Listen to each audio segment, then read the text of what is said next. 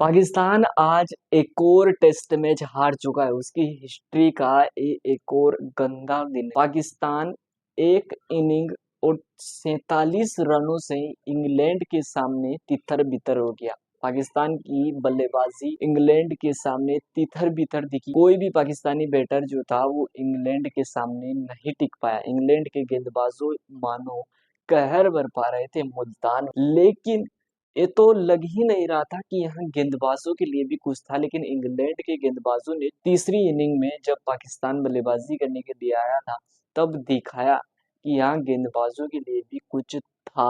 चौथे और पांचवें दिन में हमें पता चला। लेकिन शुरुआत में जब पाकिस्तान बल्लेबाजी करने के लिए आया था फर्स्ट इनिंग में, तब वो यहाँ जो पिच थी वो बल्लेबाजी के लिए अनुकूल थी, गेंदबाजी के लिए नहीं। यहाँ गेंदबाजों को ना मोमेंटम मिल रहा था, ना गति मिल रही थी, ना उनकी गेंद स्विंग हो रही थी, ना गेंद पड़ने के बाद हिल रही थी। गेंद जो थी वो बिल्कुल विकेट पर पड़ने के बाद सीधी आ रही थी, जिसके कारण जो है बल्लेबाजों को गेंद खेलने में आसानी मिल रही थी और बल्लेबाजी करना आसान हो रहा था।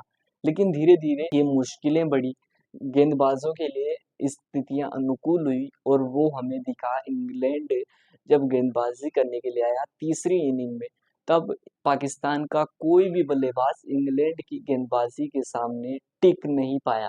पाकिस्तान के बड़े से बड़े नाम जो है वो इंग्लैंड के सामने धुन्न हो गया, मानो मिट्टी में मिल गया। चाहे बाबर आजम, मोहम्मद रिजवान, शान मसूद, आप चाहे कोई भी ले लो, कोई भी जो है वो इंग्लैंड की गेंदबाजी के सामने टिक नहीं सका। ये दिखाता है कि आप किस तरीके की बल्लेबाजी कर रहे हो। जो पिच बल्लेबाजी करने के लिए अनुकूल है, जहां बल्लेबाजी करना आसान है, आप वहां बल्लेबाजी नहीं कर पा रहे, तो आप कहाँ बल्लेबाजी करोगे फिर। ये मसला एक प्लेयर का नहीं है कि चलो एक प्लेयर फॉर्म में नहीं है।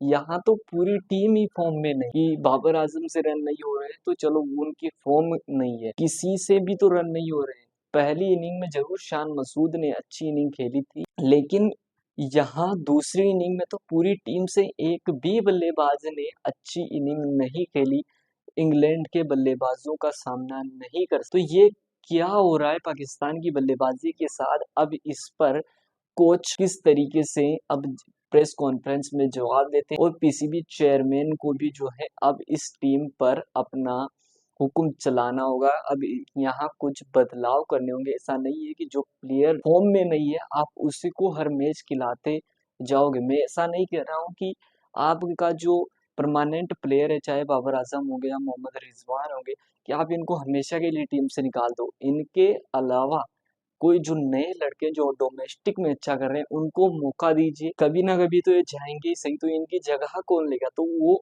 ऑप्शन आपके पास जो है वो अभी से अवेलेबल होनी चाहिए।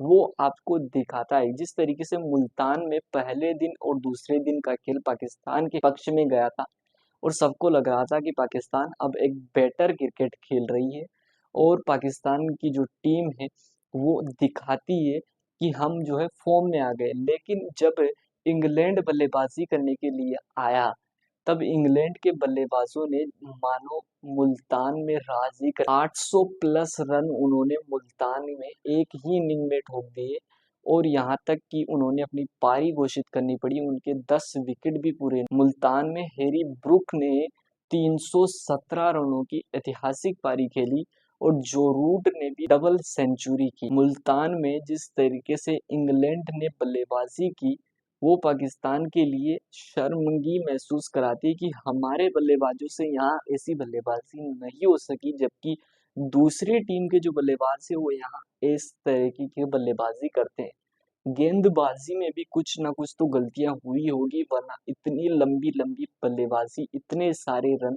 कैसे आ सकते हैं।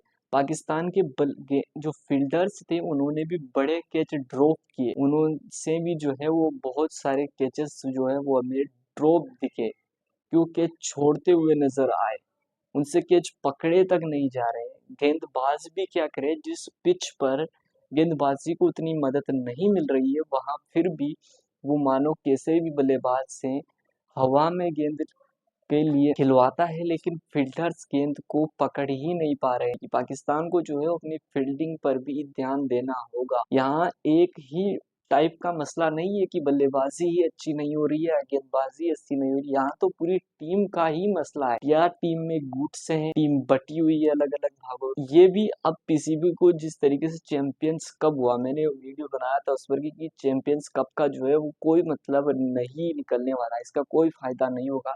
लेकिन पहले और दूसरे दिन जिस तरीके से क्रिकेट खेली और फिर जो अंजाम आया, जो नतीजे आए, वो दिखाता है कि आप किस तरीके क्रिकेट खेलते हो। इस पोजीशन में भी आकर अगर आप हार जाते हो तो ये आपकी शर्मिंदगी को दिखाता है। जिस तरीके से पहले और दूसरे दिन टेस्ट मैच बिल्कुल आपकी पकड़ में था, लेकिन 3 दिन में उस टेस्ट मैच को जो है वो इंग्लैंड ने आपको बिल्कुल एक साइड कर दिया। ऐसा नहीं कि आपने इंग्लैंड को टक्कर, बिल्कुल नहीं, उसने आपको एक इनिंग और 47 रनों से मात दी। पूरी एक इनिंग पड़ी थी अभी इंग्लैंड के पास आपको हराने के लिए, लेकिन आपसे इंग्लैंड के एक इनिंग के रन ही पूरे नहीं हो पाए और इंग्लैंड ने ये टेस्ट मैच जीत लिया है।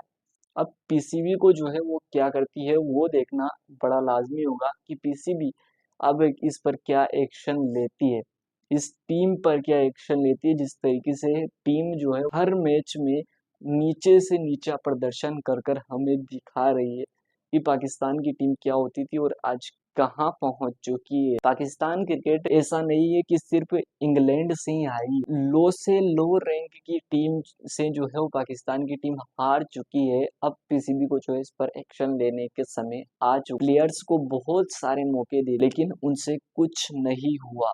आप आयरलैंड से हारे, आप बांग्लादेश से घर में घुसकर बांग्लादेश आपको 2 मैचों की टेस्ट सीरीज 2-0 से हरा कर गया। आप यूएसए से हार चुके हो, आप अफगानिस्तान से हार चुके हो, तो दुनिया की सभी टीमों से आप हार चुके हो। तो ये भी आप पर दिखाता है कि किस तरीके की क्रिकेट आप खेल रहे हो। पाकिस्तान के लिए एक शर्मिंदगी का दिन है कि उनकी क्रिकेट टीम जो है वो इस तरीके का प्रदर्शन कर रही है। फैंस भी अब जो है वो पाकिस्तान के क्रिकेट से परेशान हो चुके हैं, देखने नहीं आते हैं कि क्योंकि उनको पता है कि क्रिकेट जो है हमारी टीम कैसा खेलेगी। आपको जो है वो अब हद से भी ज्यादा पार हो चुकी है। पीसीबी को जो है इन पर कड़ा एक्शन लेना होगा।